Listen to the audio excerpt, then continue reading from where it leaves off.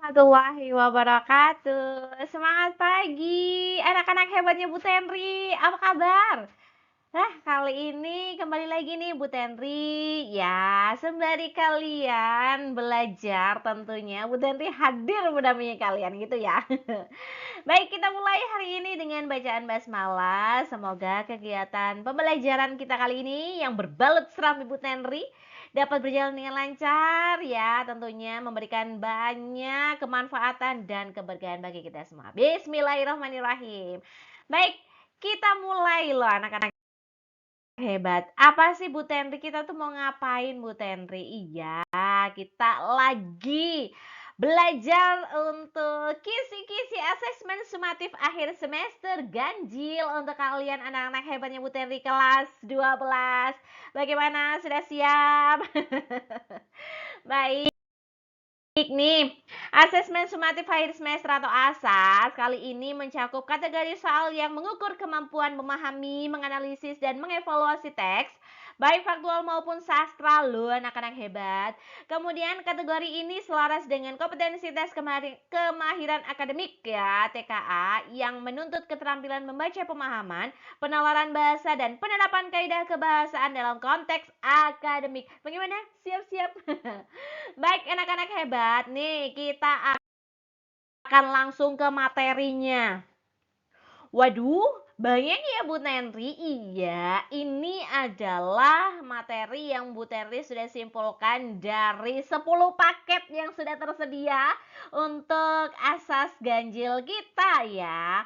Mulai dari majas, urutan kalimat membentuk teks padu, kritik atau opini penulis, konjungsi alias kata hubung, unsur kritikan dalam teks anekdot, kalimat utama, pembuktian watak tokoh pada cerita, pembuktian latar pada cerita, kemudian ada watak tokoh itu sendiri, amanah dalam karya sastra, baik itu prosa maupun puisi, antonim, sinonim, istilah, tahapan alur, ada juga latar ya. Latar itu mencakup latar tempat, latar waktu, latar suasana.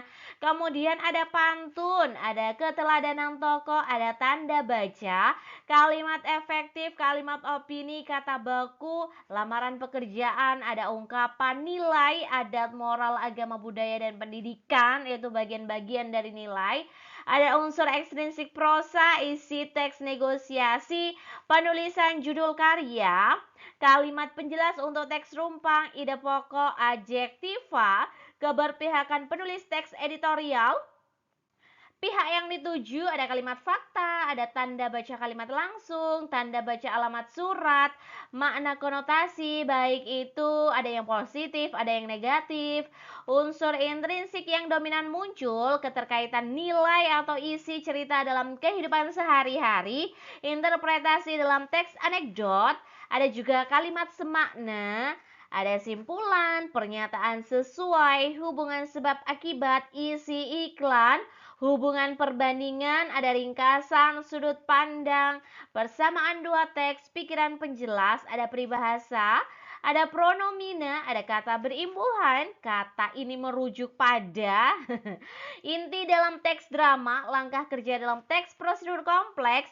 ada juga tanggapan positif atau negatif, kata bermakna proses, inti kalimat, ada kalimat simpleks atau kalimat tunggal, ada kalimat yang tidak padu atau sumbang, kalimat persuasif atau kalimat ajakan, tema puisi, konflik dalam cerita ditandai oleh, ada kata serapan, ada teks ulasan atau resensi, ada kalimat tanya, ada keistimewaan tokoh, dan tanggapan logis. Ya Allah Bu Tenri, banyak ya.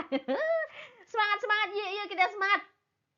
Ada beberapa yang sudah sering ya didengar oleh kalian, tapi ada beberapa juga yang sepertinya baru loh Bu Tenri. Ya, enggak apa-apa. Semoga kalian apa ya? Tetap semangat karena memang ini adalah satu ikhtiar kita untuk besok atau besoknya lagi dalam mengerjakan asas ya. Baik anak-anak hebat, kita mulai lagi. Saya mulai dengan beberapa materi yang sekiranya perlu ada pendalaman khusus gitu ya. Kita mulai dengan majas. Walaupun sebenarnya menurut Bapak Goris Keraf itu banyak sekali majas yang harus kita pelajari. Tapi untuk saat ini saya hanya mencoba beberapa saja ya anak-anak hebat. Yang mana sih Bu Tenri? Ada personifikasi. Apa kata kunci personifikasi? Adalah gaya bahasa yang memberi sifat manusia pada benda mati atau makhluk tak bernyawa. Ya, bahasa sederhananya adalah memanusiakan benda. Ada pleonasme anak-anak hebat. Kata kuncinya apa sih Bu Tenri? Kata yang berlebihan. Contoh, kalau naik itu sudah pasti ya ke atas. Baiklah, repetisi itu pengulangan kata atau frase untuk penegasan. Kita bisa, kita mampu, kita pasti menang. Mana kata yang diulang? Ya, kata kita gitu ya. Synecdoche pars pro toto itu menyebutkan sebagian untuk mewakili keseluruhan. Contoh, 5 pasang mata memandangku tajam. Bukan hanya matanya saja ya anak-anak hebat, tapi maksudnya 5 orang. Ada juga majas anti klimaks loh anak-anak hebat, mengurutkan hal dari yang tinggi ke besar, tinggi atau besar ke rendah atau kecil. Contoh nih, ada presiden, menteri, staf, hingga tukang parkir hadir di acara itu. Jadi dari yang secara jabatannya paling tinggi gitu. Kemudian ada bawahannya lagi sampai yang paling bawah gitu ya. Baik, kemudian ada majas simile yaitu perbandingan dua hal dengan kata penghubung seperti kata seperti gitu ya. Ada bagai, ada laksana. Wajahnya bersinar seperti matahari pagi. Ada juga majas paradoks ya. Kata kuncinya itu saya bilangnya adalah kenyataan tidak sesuai dengan ekspektasi. Pernyataan yang tampak bertentangan dengan kenyataan tapi sebenarnya ya benar gitu loh ya. Di tengah keramaian kota ia merasa kesepian. Wow. Ada juga majas antitesis loh anak-anak hebat. Yang mana sih Bu Tenri antitesis itu? Antitesis itu yang menggabungkan dua kata atau ide yang berlawanan makna. Contoh, tua muda berbondong-bondong datang ke pesta. Seperti itu. Jadi yang sudah Bu Tenri berikan ada 8, tapi sebenarnya banyak anak-anak hebat. Baik, berikutnya ada nilai dalam karya sastra. Nah, nilai adalah sesuatu yang berharga. Ini kita masuknya di karya sastra. Oh, banyak loh Bu Tenri. Iya, tapi untuk sementara kita belajarnya tentang nilai adat, ya, yang berkaitan dengan kebiasaan dan aturan yang berlaku dalam masyarakat. Nilai moral berkaitan dengan perilaku baik buruk yang menjadi pedoman hidup gitu ya. Kalau nilai agama berkaitan dengan ajaran atau keyakinan kespiritual atau ketuhanan. Untuk nilai budaya adalah berkaitan dengan warisan, tradisi, kesenian, bahasa, dan cara hidup masyarakat. Jadi kalau ini yang sudah disepakati gitu ya. Penggambaran upacara hampir sama sih sama nilai adat. Jadi kata kuncinya adalah pembiasaan, kebiasaan yang sudah disepakati dalam masyarakat. Nilai pendidikan itu berkaitan dengan pengetahuan, keterampilan, atau pelajaran hidup yang bermanfaat. Kata kuncinya itu dari yang nggak bisa jadi bisa. Begitu. Baik anak-anak hebat, kita ketemu sama kalimat simplex atau kalimat tunggal. Ya, kalimat simplex itu adalah kalimat yang hanya memiliki satu pola inti atau satu subjek dan satu predikat serta menyatakan satu informasi atau satu peristiwa saja. Yo, opo se Bu Tenri gimana? Gini, ciri-cirinya hanya memiliki satu subjek dan satu predikat. Jadi benar-benar sangat sederhana alias sangat tunggal. Sangat tunggal. Menyatakan satu makna utama, tidak menggunakan lebih dari satu klausa ya. Satu klausa itu satu makna gitu ya, satu karep gitu ya. Dapat ditambahkan keterangan tetapi tetap hanya satu peristiwa. Tok, sudah itu aja ya. Perbedaan dengan kalimat kompleks ya. Kalau misalnya simplek adalah kalimat tunggal, kalau kalimat kompleks adalah kalimat majemuk. Kalimat simplek itu satu klausa, kalimat simplek itu satu peristiwa, kalau kalimat kompleks dua klausa atau lebih. Kalimat kompleks adalah dua peristiwa atau lebih begitu. Jadi kalimat simpleks itu yang benar-benar intinya gitu ya. Hanya satu subjek dan satu predikat saja. Baik, ada konjungsi. Jadi konjungsi ini adalah kata hubung ya. Ada konjungsi koordinatif, ada konjungsi subordinatif, ada korelatif, konjungsi antar kalimat, konjungsi antar paragraf. Biasanya anak-anak hebat itu bingung gitu ya. Kalau misalnya kalian bingung dalam menentukan konjungsi mana yang tepat dalam melengkapi gitu ya, melengkapi kalimat yang rumpang, jadi dipastikan kalimat tersebut itu bisa jadi dia perbandingan kah, pertentangan kah. Kalau misalnya setara itu yang dipakai mana, dan, atau. Nah, kalau misalnya pertentangan, tetapi, kayak gitu-gitu. Nah, ini sekilas tentang konjungsi. Berikutnya kita ketemu sama keberpihakan penulis. Oh, Bu Tenri, apa sih keberpihakan penulis itu? Ya, kita tahu ada teks editorial. Jadi kalau bahasa sederhananya, dulu kalian pernah belajar tajuk rencana nggak sih?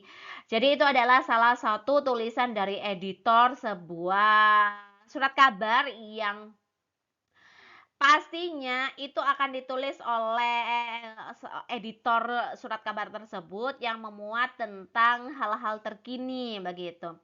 Jadi dalam teks editorial pasti penulis akan bersikap atau memandang sebuah apa ya, fenomena gitu ya terhadap suatu masalah peristiwa tentang apa yang dibahas saat itu.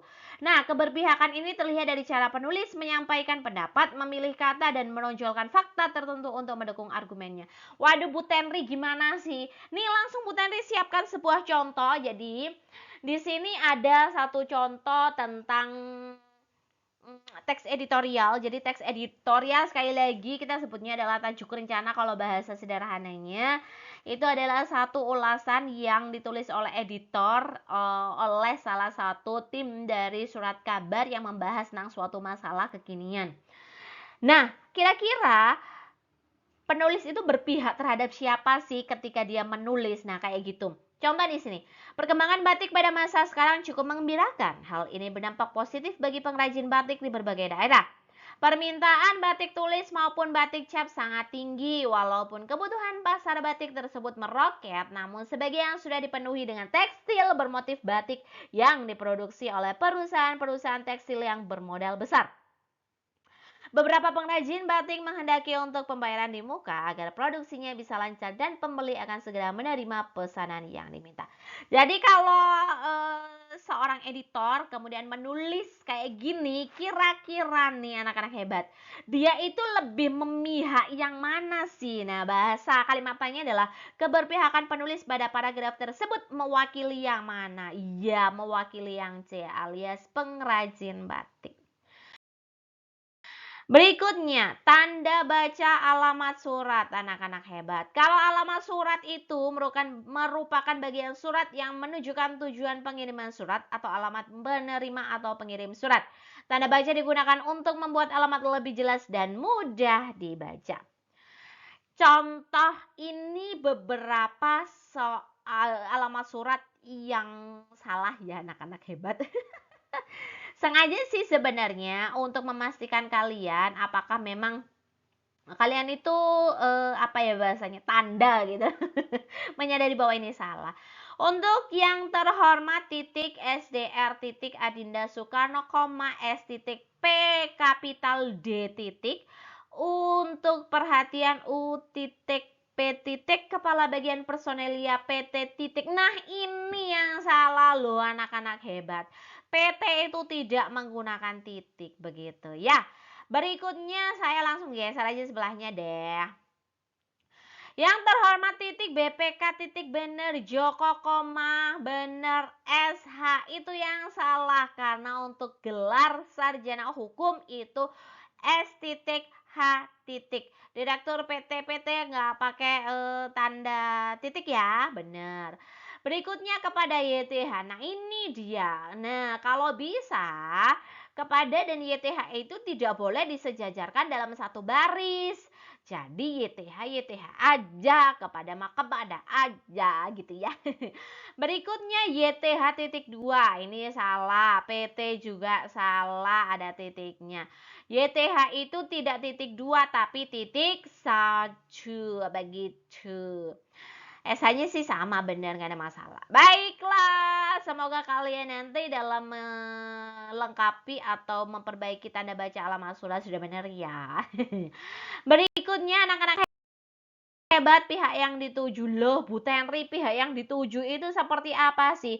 Kalau yang tadi dalam penulisan sebuah teks editorial pastinya Ketika seorang penulis memihak salah satu, maka dia juga bertujuan untuk kira-kira tulisannya itu gaya sopo sih. Jadi tulisannya itu sebenarnya buat siapa? Nah, seperti itu. Pihak yang dituju adalah kelompok atau individu yang menjadi sasaran utama dari isi teks. Dengan kata lain, teks tersebut dibuat untuk memberikan informasi, ajakan, atau pesan khusus kepada pihak tersebut. Menentukan pihak yang dituju penting agar kita dapat memahami siapa sih penerima pesan dalam teks sehingga makna teks lebih mudah dipahami. Jenis pihak yang dituju itu biasanya individu atau satu orang tertentu. Ada juga kelompok tertentu, misalnya siswa, petani, pengrajin. Ada masyarakat umum ya, semua orang tanpa batasan tertentu. Atau malah pihak yang dituju itu langsung maunya instansi atau lembaga ya. Bisa pemerintah, ada organisasi atau perusahaan. Contoh langsung Bu Tenri, baiklah. Pemerintah mengajak seluruh masyarakat untuk menghemat listrik demi mengurangi beban daya nasional. Sebenarnya ini pihak yang dituju pada teks tersebut itu siapa? Ya, apakah pemerintah, apakah pegawai PLN, apakah masyarakat umum, apakah perusahaan listrik atau industri besar? Iya, jawabannya adalah masyarakat umum. Bukan hanya masyarakat yang memakai energi listrik gitu ya, tapi ini memang masyarakat secara umum. Berikutnya kita ketemu sama peribahasa. Waduh, peribahasa itu sangat banyak ya. Tapi di sini Bu Teni memberikan beberapa saja. Berbicara peliharakan lidah, berjalan peliharakan kaki. Saat berbicara harus hati-hati agar tidak menyakiti orang lain, dan saat bertindak harus berhati-hati agar tidak merugikan diri sendiri. Besar kepala jatuh terhuyung. Orang yang sombong akan mengalami kesulitan atau kegagalan. Bergantung pada akar yang lapuk, mengandalkan sesuatu yang tidak kuat atau tidak dapat dipercaya. Ada usaha, ada hasil. Setiap kerja keras akan membuahkan hasil. Sedikit-sedikit lama-lama menjadi bukit. Sesuatu yang dikumpulkan sedikit demi sedikit lama-kelamaan akan menjadi banyak. Berat sama dipikul, ringan sama dijinjing. Suka dan duka dijalani bersama-sama dengan gotong royong. Rajin pangkal pandai, malas pangkal bodoh. Rajin belajar membuat pandai, malas membuat bodoh. Berjalan sampai ke batas, berlayar sampai ke pulau. Segala usaha harus dilakukan sampai selesai untuk mencapai tujuan. Lempar batu, sembunyi tangan, berbuat jahat atau menimbulkan masalah, lalu berpura-pura tidak tahu atau tidak bersalah. Ya, itu beberapa saja dari banyak peribahasa. Yo dihafalin. Baik, anak-anak hebat, ketemu dengan pronomina. Ini adalah kelas kata. Kelas kata yang digunakan untuk menggantikan nomina atau kata benda atau frasa nominal supaya kalimat tidak diulang-ulang, alias kita ngomongnya apa ya bahasanya, kata ganti gitu loh. Contoh kalimat, saya pergi ke pasar. Yang mana pronominanya? Saya. Ya benar, persona satu tunggal. Terus ada juga kalau misalnya yang menggantikan kata ganti tunggal kayak gitu-gitu ya. Itu ada kata ganti orang pertama, kata ganti orang kedua, kata ganti orang ketiga gitu ya. Ada saya, aku, kemudian orang keduanya ada kamu ya. Orang ketiganya ada dia. Buku ini sangat tebal, penunjuknya pada ini gitu ya. Oke, lanjut. Kita masuk ke pantun. Waduh, Bu Teni lama nih gak ketemu sama pantun. Baik. Pantun adalah puisi lama yang tiap baitnya terdiri dari 4 baris dengan pola rima A, B, A, B. Dan memiliki 2 bagian adalah sampiran 2 baris pertama. Ya. Isi 2 baris terakhir. Inti atau pesan. Contoh Bu Tenri, baik. Pergi ke pasar membeli talas. Cakep. Jangan lupa membeli ikan. Jika ingin hidupmu cerdas, rajinlah belajar dan tekun membaca. Sip. Berikutnya, kita ketemu sama materi teks ulasan. Apa sih Bu Tenri? Teks ulasan atau kita sebutnya adalah teks resensi. Itu adalah teks yang berisi penilaian atau tanggapan terhadap suatu karya seperti buku, film, lagu, drama, atau karya seni lainnya. Karena kita fokusnya dalam mengulas atau meresensi, jadi kita ini memberikan pertimbangan kepada calon pembaca atau pendengar mengenai baik buruknya suatu karya. Kalau kamu bilang ini timbangan, berarti kalian harus bisa memastikan baik dan buruknya itu kalau bisa sih banyak baiknya ataupun seimbang, sehingga para pembaca itu lebih gini, punya referensi, aku mau beli nggak ya, aku mau baca terus nggak ya. Nah kayak gitu namanya teks ulasan. Contoh Bu Tenri, baik, di sini judul filmnya Petualangan di Pulau Misteri. Orientasi film ini menceritakan perjalanan 3 sahabat yang terdapat di sebuah pulau penuh rahasia. Jadi namanya orientasi itu diceritanya tentang gambaran awal, ada tafsiran isi. Di situ mulai menafsirkan isi yang sudah ada. Kalau orientasi itu lebih ke sinopsisnya. Kalau tafsiran isi sudah masuk bagaimana kamu baik buruknya gitu ya. Sama dengan evaluasi, ketika di sini sudah memberikan mana baik dan mana buruknya, si pengulas alias resensator itu berkewajiban untuk memberikan mana positifnya, mana negatifnya, udah dikasih bagusnya, nanti dipatahkan sama buruknya. Boleh seperti itu. Simpulannya, walaupun sebenarnya kita menggiring para calon pembaca untuk membeli atau mendengarkan atau membaca buku karya kita, maka di akhir tetap kita harus mempersuasi orang-orang gitu ya agar tetap menikmati karya tersebut. Baiklah, kita ketemu sama interpretasi teks anekdot. Bu Tenri, apa sih? Interpretasi itu sederhananya, kalau bahasamu itu karpe opo, lah itu bahasa sederhananya. Interpretasi itu adalah kegiatan memahami, menafsirkan dan memberi makna terhadap isi cerita. Bahasa sederhana saya, interpretasi itu maunya apa sih si teks anekdot. Nah, kita tahu teks anekdot itu adalah cerita lucu yang di dalamnya juga ada penyisipan sindiran, atau bahasa lagi ada teks sindiran yang dibalut dengan humor. Nah, sama aja. Ya, anekdot cerita singkat yang lucu atau menggelitik seringkali menyindir suatu keadaan atau perilaku manusia, biasanya berkaitan dengan kritik sosial atau pesan tertentu. Judulnya lupa helm.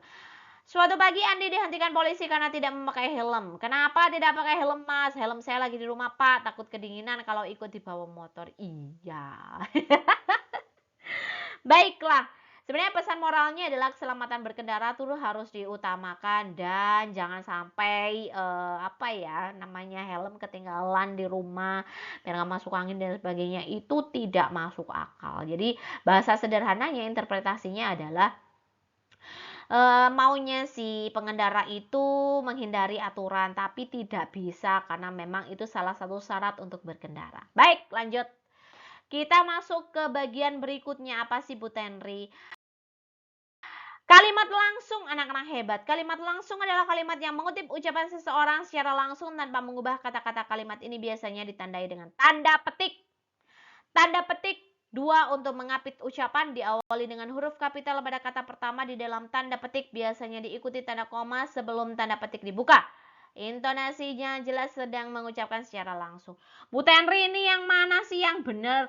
Nah, kalau soal yang seperti ini, silahkan kalian lihat bahwa yang A, B, C, D, E itu semuanya diawali oleh tanda petik 2. Hanya saja kita harus tahu bahwa kalimat langsung itu diakhiri oleh tanda baca, boleh tanda titik, boleh tanda seru, boleh tanda tanya. Hanya saja di dalam pengapit tanda petik, maka jika di dalamnya berupa kalimat berita, maka tidak diakhiri tanda titik, tapi tanda koma. Sekali lagi, kalau di dalam pengapit itu adalah kalimat berita, maka diakhiri tanda koma. Kenapa Bu Tenri? Kalau isinya kalimat berita dan diakhiri oleh tanda titik, maka dalam satu kalimat langsung tanda titiknya ada 2, titik satunya ada 2.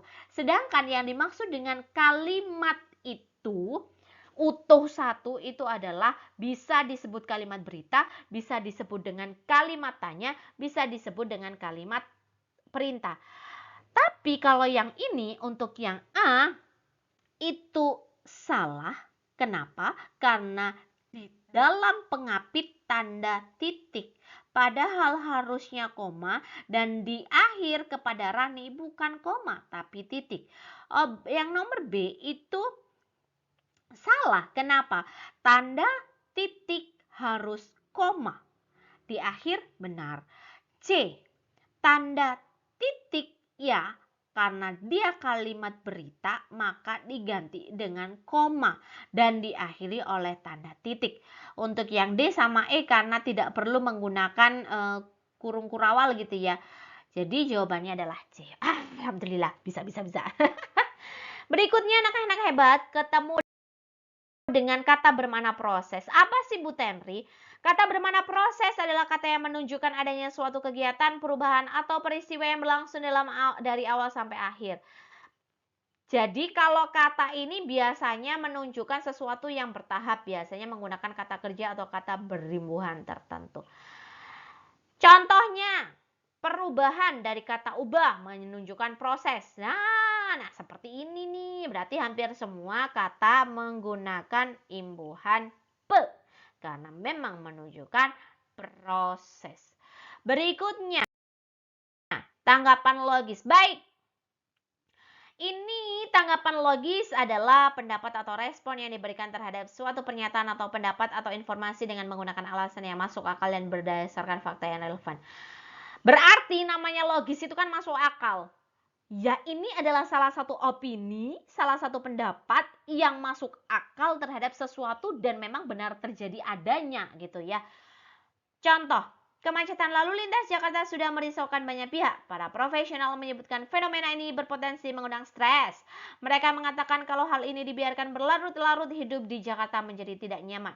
Banyak waktu terbuang di jalan. Produktivitas dan kreativitas mustahil bisa ditunjukkan kepada publik. Tanggapan logis itu yang mana sebenarnya? A. Kemacetan lalu lintas memang seharusnya terjadi di Jakarta. B. Semestinya kaum profesional bisa memilih kota yang lain untuk berkarir. C. Seperti kota besar yang lain, Jakarta tidak nyaman. Produktivitas dan kreativitas tidak ada kaitannya dengan kemacetan. Mereka memilih tempat tinggal yang dekat dengan kemacetan. Jawabannya A. Kenapa? Itu opini atau respon atau pendapat yang diberikan untuk satu pernyataan dengan alasan yang masuk akal dan sesuai dengan fakta. Kenapa? Jakarta adalah ibu kota negara. Sip. Berikutnya ketemu dengan, wah ternyata udah selesai loh anak-anak hebat. Jadi sebenarnya banyak yang ingin Bu Tenri sampaikan kepada kalian, tapi yang Bu Tenri sampaikan tadi itu ada sekitar 17 atau 18 slide. Itu membahas tentang bagaimana sih kita menyikapi soal-soal. Jangan sampai kalian kaget ketika bertemu dengan soal ya Bu Tenri, karena ini pembiasaan untuk kegiatan literasi kita. Banyak nanti deskripsi, narasi, kemudian eksposisi, berupa argumentasi juga. Ada teks yang disampaikan dengan sekitar 4-5 baris.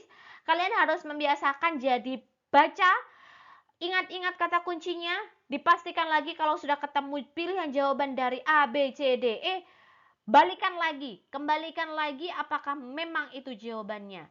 Dengan berdasar teori yang sudah kalian dapatkan selama belajar, ingat, kalian tuh harusnya memang paham kalau ternyata, oh iya ya, ini bagian dari literasi loh. Kalian harus bisa menyatakan bahwa ini gimana ya, harus